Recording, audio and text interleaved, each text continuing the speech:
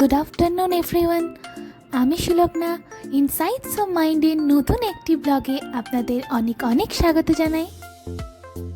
আজকের দিনটি ছিল সোমবার, ডিসেম্বরের 30 তারিখ। আমরা বন্ধুরা মিলে আজকে চলে এসেছি হস্তশিল্প মেলায়, যেটা অনুষ্ঠিত হচ্ছিল নিউ টাউনের মেলা প্রাঙ্গণে। এই মেলাটি শুরু হয়েছে ডিসেম্বরের 20 তারিখ থেকে এবং চলবে জানুয়ারি মাসের 2 তারিখ পর্যন্ত।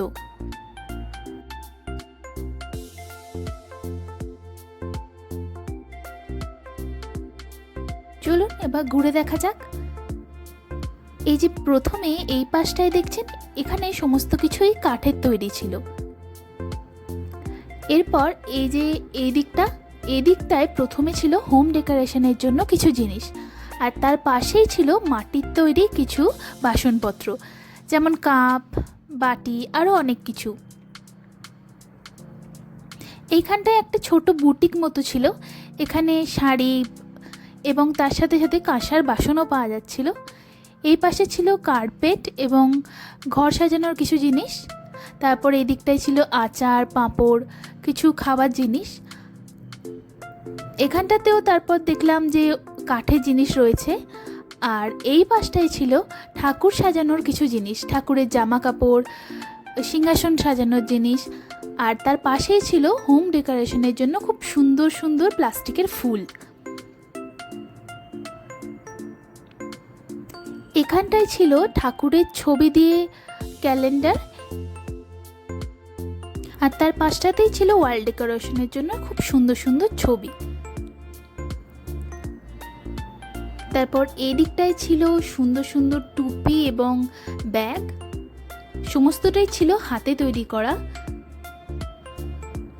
তারপর ছিল বেতের ঝুড়ি, খুব সুন্দর সুন্দর কার্পেট এবং কম্বল। এদিকটা পুরোই সমস্ত শীতের জিনিস পাওয়া যাচ্ছিল, যেমন কম্বল, শাল। তারপর এই পাশটায় দেখলাম যে খুব সুন্দর সুন্দর ল্যাম্পশেড পাওয়া যাচ্ছিল। এই ল্যাম্পশেডগুলো পুরোটাই ছিল কাঠের তৈরি। ল্যাম্পশেড ছাড়া এখানে ছিল ট্রে, ফুলদানি। এর পাশটায় ছিল খুব সুন্দর ডেকোরেশনের কিছু জিনিস। তার পাশটায় খুব সুন্দরভাবে কড়ি দিয়ে ঠাকুরের মূর্তি পাওয়া যাচ্ছিল। এই যে দেখছেন, এই দুর্গাটা খুব সুন্দর করে ডেকোরেশন করা হয়েছে কড়ি দিয়ে।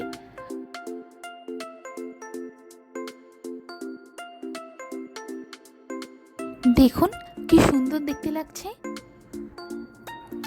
চলুন এবার ওই পাশটা থেকে একবার ঘুরে আসা যাক। এই পাশটাতেও মাটির খুব সুন্দর সুন্দর ফুলদানি এবং কলসি, আরও অনেক ধরনের জিনিস ছিল। প্রত্যেকটার ওপরই খুব সুন্দর সুন্দর আঁকা ছিল।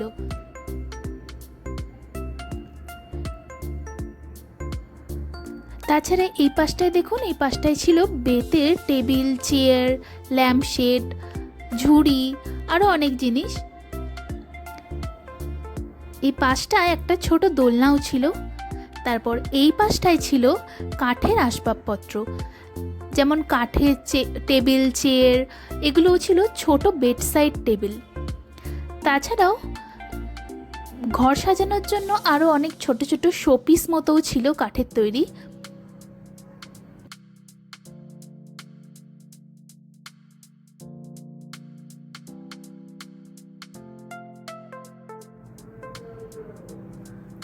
এই দোকানটায় পাওয়া যাচ্ছিল মাদুর এবং তাছাড়া আসন আর বেতের তৈরি কিছু জিনিস। তার পাশেই ছিল কাঁসার জিনিসপত্রের দোকান।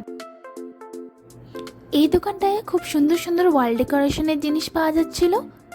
তার অপোজিটেই ঠিক ছিল একটা ব্যাগের দোকান। তার পাশে পাওয়া যাচ্ছিল হ্যান্ডলুমের শাড়ি। এদিকটায় ছিল দোলনার দোকান।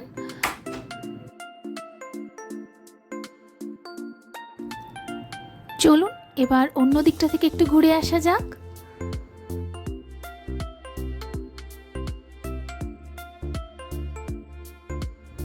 এখানটাতেও খুব সুন্দর সুন্দর ঘর সাজানোর জিনিস পাওয়া যাচ্ছিল।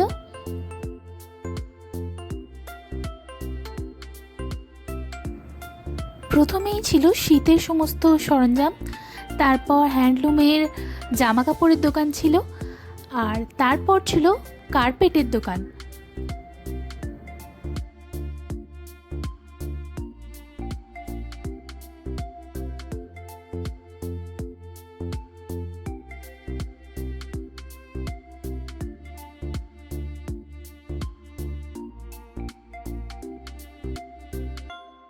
এদিকটাতে ছিল ব্যাগের দোকান এবং তার পাশে ছিল হ্যান্ডলুমের শাড়ি এবং অন্যান্য জামা কাপড়ের দোকান।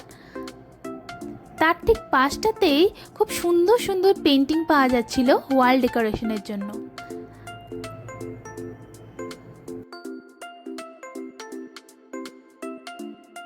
আর এখানটায় পাওয়া যাচ্ছিল খুব সুন্দর সুন্দর ল্যাম্পশেড।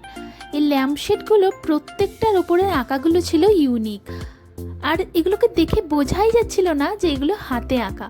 ভীষণ সুন্দর ছিল প্রত্যেকটা ল্যাম্পশেডই।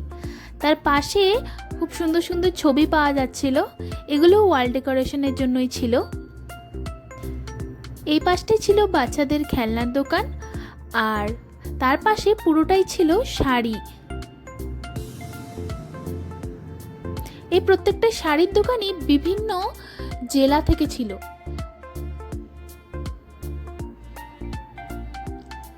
আর এই পাশের শাড়ির দোকানগুলো ছিল বিভিন্ন স্টেট থেকে। এই যেমন দেখছেন এই দোকানটা ছিল আসাম থেকে।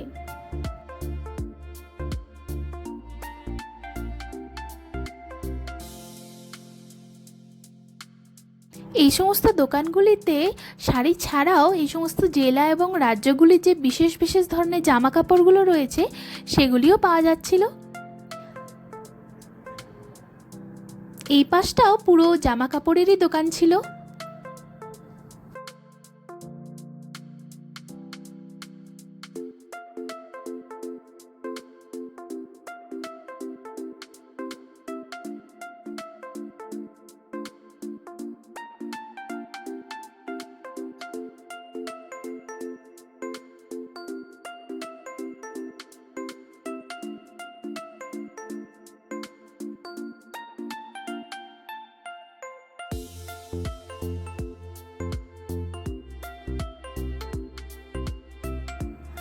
এখানটাতেও খুব সুন্দর সুন্দর পেন্টিং বিক্রি হচ্ছিল। প্রত্যেকটা ছবি ভীষণ ভীষণ সুন্দর ছিল। চলুন, আমাদের মেলা দেখা শেষ, পুরোটাই ঘোরা হয়ে গেছে, এবার তাহলে বেরিয়ে পড়া যাক।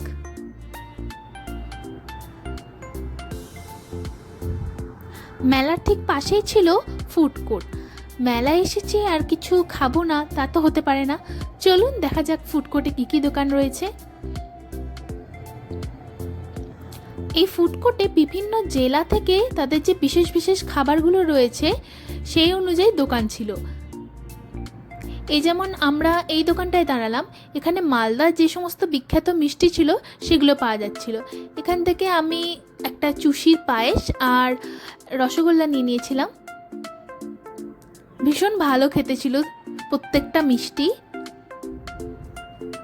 চলুন এরপর আর কি কি দোকান আছে সেগুলো একটু ঘুরে দেখা যাক।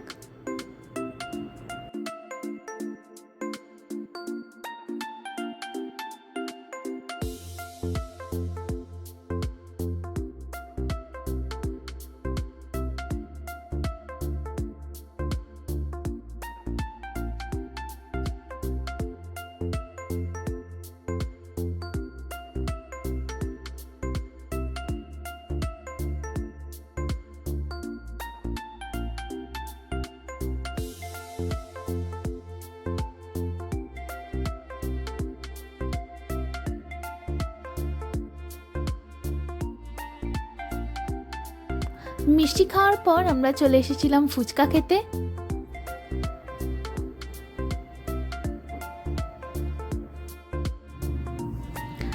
খাওয়া দাওয়া শেষে এবার আমরা বেরিয়ে পড়েছি। এখন আমাদের গন্তব্য হচ্ছে বিশ্ব বাংলা গেট। সেখান থেকে আমরা বাস ধরবো, তারপর যে যার বাড়ির উদ্দেশ্যে রওনা দেব।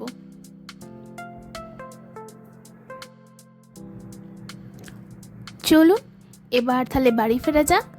আজকের ব্লগটা তাহলে এই পর্যন্তই রইল। এতক্ষণ পর্যন্ত সঙ্গে থাকার জন্য আপনাদের সকলকে অসংখ্য ধন্যবাদ। খুব শিগগিরই দেখা হবে নতুন একটি ব্লগে। ততক্ষণ পর্যন্ত সবাই খুব খুব ভালো থাকবেন এবং সুস্থ থাকবেন।